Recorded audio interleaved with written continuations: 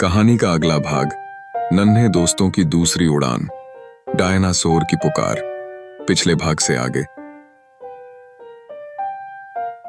अगले दिन स्कूल से आते ही पांचों बच्चे, नीलू, गुड़िया, राजू, मीना और छोटू, फिर से उसी पुराने पीपल के पेड़ के नीचे इकट्ठा हो गए। सबकी आंखों में चमक थी, दिलों में उत्सुकता। नीलू बोला, क्या वो जादुई पत्थर आज भी वहीं होगा? ये छोटू ने झट कहा, अगर हुआ तो इस बार मैं टी-रेक्स को गाजर खिलाऊंगा।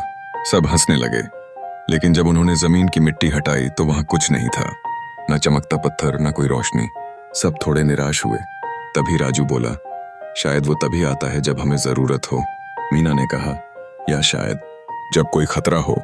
इतने में अचानक आकाश में एक अजीब सी चिंगारी दौड़ी और उनके सामने जमीन फिर से हिलने लगी। इस बार कोई पत्थर नहीं था, बल्कि एक डायनासोर का पंजा खुद ब खुद जमीन से बाहर निकला। लकड़ी से बना हुआ, किसी खिलौने जैसा, मगर उसकी उंगलियों में जादुई रोशनी थी। गुड़िया ने डरते हुए उस पंजे को छुआ। फिर वही चमक, वही तूफान, वही धूल। और जब आंखें खुली तो वे सभी बच्चे वापस डायनासोरों की दुनिया में थे।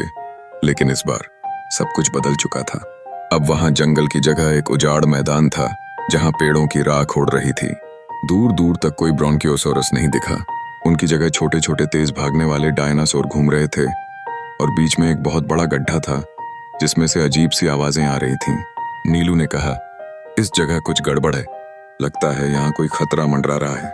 तभी झाड़ियों के पीछे से एक बच्चा डायनासोर निकल आया, हरा, छोटी पूंछ वाला और आंखों में आंसू भरे। छोटू ने उसे देखते ही झट से कहा, यह तो खो गया है, जैसे मैं पिछली बार खो गया था।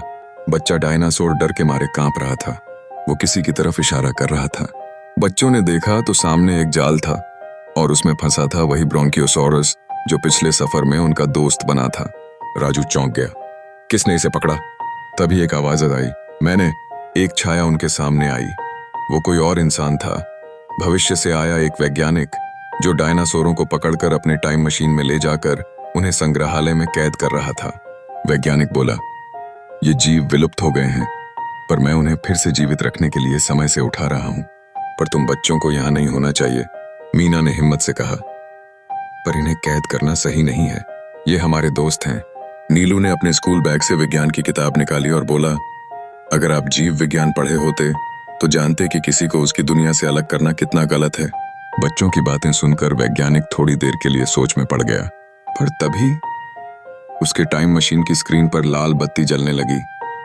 एक ज्वालामुखी फटने वाला था। अब वक्त कम था। बच्चों को ब्रोंकियोसोरस को जाल से छुड़ाना था और सभी को सुरक्षित जगह ले जाना था। गुड़िया ने बच्चा डायनासोर को गोद में उठाया। राजू ने टॉर्च निकाली और सबने मिलकर जाल की रस्सियां काटनी शुरू की।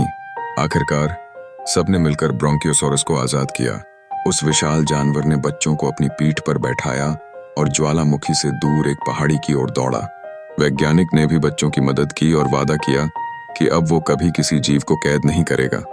जब सब सुरक्षित जगह पहुंच गए, तब फिर से वही रोशनी फैली और बच्चे वापस अपने गांव के पीपल के पेड़ के नीचे आ गए। सबके चेहरे पर मुस्कान थी, लेकिन अब उनके दिल में एक और चीज थी, जिम्मेदारी। मीना बोली, अब अगर हम फिर से वहां जाएं तो अपने साथ एक पूरी योजना लेकर जाएंगे, सिर्फ देखने के लिए, सीखने के लिए और मदद करने के लिए। नीलू ने मुस्कुराकर कहा, और इस बार डायनासोर भी हमारे दोस्त रहेंगे, हमेशा के लिए।